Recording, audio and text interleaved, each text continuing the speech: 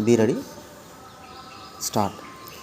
The Union Minister for Welfare and Social Justice, while delivering the inaugural address at the Conference of Ministers of the States at New Delhi, said, I am very happy to be in your midst today at the inaugural session of the Conference of State Ministers of Welfare, Social Justice and Empowerment.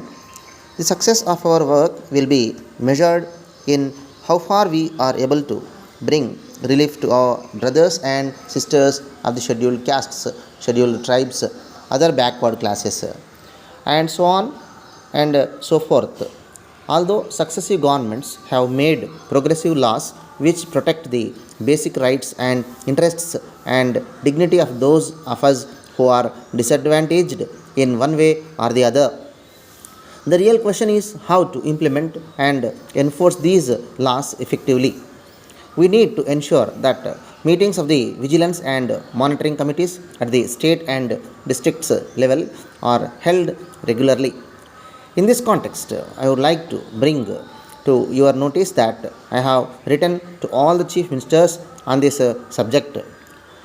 I do hope that the state welfare ministers will come forward to implement the letter and spirit of these acts. At the same time, I would like to urge all of you to take full advantage of central assistance which is available for this purpose and which includes setting up large number of special courts for speedy trial of such offences.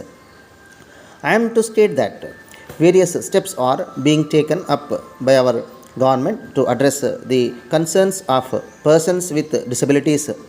But I do recognize that we have to do much more in this regard. The expert group of the Ministry of Social Justice and Empowerment is drafting a new law in place of the present Act of Persons with Disabilities. After consulting state governments and other stakeholders, we propose to introduce the bill in Parliament. Steps have been taken to provide for the health care, security, and well being of our senior citizens.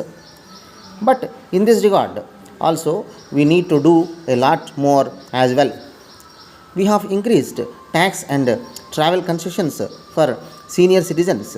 But as I said, much more needs to be done. We should use the services of local bodies and senior citizens associations and other community based groups to sensitize and reorient the law enforcement machinery for providing special protection needs of older persons. You are well aware that the scheduled caste sub-plan is our instrument to address the developmental gap between the scheduled castes and the general population.